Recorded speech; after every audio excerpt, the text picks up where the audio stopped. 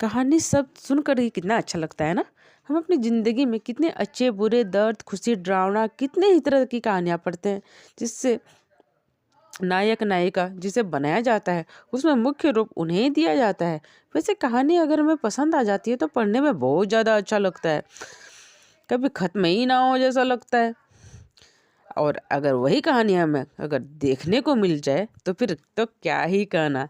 ठीक ऐसी ही कहानी भगवान लिखते हैं हम जीवों के लिए, जिसमें ब्रह्मांड के सारे जीव आते हैं। वो बहुत सारी कहानियाँ लिखते हैं, क्योंकि वो हम सभी के लेखक है और रचनाकार भी, क्योंकि भगवान को पढ़ने से ज़्यादा पसंद देखने में आता है। हर किसी की अलग अलग कहानी और हर किस कहानी के नायक और नायिका वो खुद होते हैं जिसके लिए लिखा गया होता है। और अगर हर किसी को अपना मुख्य रूप निभाना ही पड़ता है, हम सारे जीव चाहकर भी पीछे नहीं हट सकते, क्योंकि ये कहानी मनुष्य द्वारा नहीं लिखा गया है। ये कहानी तो इतने बड़े लेखक द्वारा लिखा गया है जो खुद पूरे ब्रह्मांड के रचनाकार हैं। लेकिन एक बात गौर करने लायक है, सृष्टि की किसी भी रचना से जब तक सभी फायदा उठा पाते हैं तब तक सभी उसे प्यार और इज्जत देते हैं। फिर जैसे ही किसी के पास से ये सब फायदा देने के लायक कुछ भी नहीं बचता तो सभी उससे अपमान करते हैं, उससे नफरत करने लगते हैं, यहाँ तक कि उसे काट भी दिया जाता है। यहाँ पर उदाहरण सहित हम एक पेड़ को ही देखिए।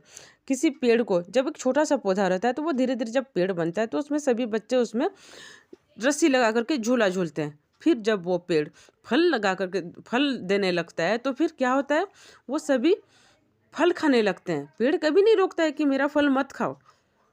उसी प्रकार वो जब तक फल देता है सभी मनुष्य आराम से उसके फल को खाते हैं। जब फल देना बंद हो जाता है तो फिर मनुष्य के साथ साथ जानवर भी रुष्ट हो जाते हैं, क्योंकि उन्हें भी लगता है कि अब तो फल भी नहीं खाने को मिलता है। इसी प्रकार फिर कोई कोई तो क्या करते हैं कि उस पेड़ को ही काट देते हैं। तो फिर सोचिए कितना मतलबी दुनिया है। ऐसे ही सृष्टि रचने वाले सभी कितना सोच करके हमें बनाए होंगे ना। हम तो उनकी कठपुतली हैं उनके हाथ के। और हमें यही बताया गया है कि सभी हमारे अपने हैं अपने। अगर सभी हमारे अपने तो फिर गैर कौन है ये बताइए। और अगर गैर कोई नहीं है, सभी अपने हैं, तो फिर यानी कि हम तो अकेले ही हैं आत्मा से। हम जब जन्म अकेले लिए तो मृत्यु भी हमारी अकेले ही है। क्यों? सही है ना। तो फिर भगवान हमें ये एहसास क्यों कराता है कि हम सब माया रूपी जाल में कितने ज़्यादा फंसे हुए हैं। क्यों?